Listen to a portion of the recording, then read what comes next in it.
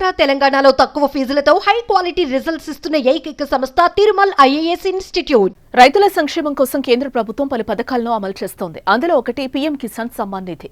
ఈ పథకం ద్వారా అన్నదాతలకు పెట్టుబడి సాయం అందిస్తోంది. 2019 ఫిబ్రవరి 1న మధ్యంతర బడ్జెట్లో ఈ పథకాన్ని ప్రకటించారు. ఈ పథకం ద్వారా రైతులు ప్రతి ఏడాది 6,000 అందుకుంటున్నారు. ఈ మొత్తం ఒకేసారి కాకుండా 3 విడతల్లో 2,000 రూపాయల చొప్పున రైతుల ఖాతాలో జమ చేస్తోంది కేంద్రం.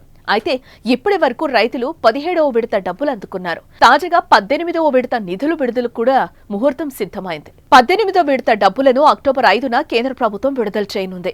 ప్రధాని నరేంద్ర మోదీ చేతుల మీదుగా రైతుల ఖాతాల్లోకి 2,000 రూపాయల చొప్పున నగదు జమ చేయనున్నారు.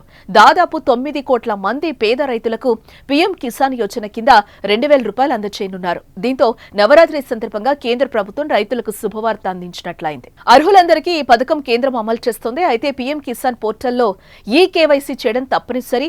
ఈ కేవైసీ చేయకపోతే నగదు జమ కాదు. బ్యాంకు ఖాతాను ఆధార్తో లింక్ చేసి ఉండాలి. అలాగే భూమి రికార్డులను జత చేయాల్సి ఉంటుంది. ఈ కేవైసీ చేయకపోతే నగదు జమ కాదు. బ్యాంకు ఖాతాను ఆధార్తో లింక్ చేసి ఉండాలి. అలాగే భూమి రికార్డులను జత చేయాల్సి ఉంటుంది. pmkisan.gov.in అధికారిక వెబ్సైట్ ను సందర్శించి ఈ కేవైసీని పూర్తి చేయొచ్చు. ఆన్లైన్ తో పాటు రైతులకు ఈ కేవైసీని ఆఫ్లైన్ లో పొందే సౌకర్యాన్ని కూడా ప్రభుత్వం కల్పిస్తోంది. మీరు మీ సమీపంలోని మీ సేవా కేంద్రాన్ని సందర్శించడం ద్వారా ఈ కేవైసీ ప్రక్రియను పూర్తి చేసుకోవచ్చు. ఇక 2024 లోక్సభ ఎన్నికల ముందు పీఎం కిసాన్ పథకం కింద అందించే సాయాన్ని కేంద్ర ప్రభుత్వం పెంచుతుందనే వార్తలొచ్చాయి.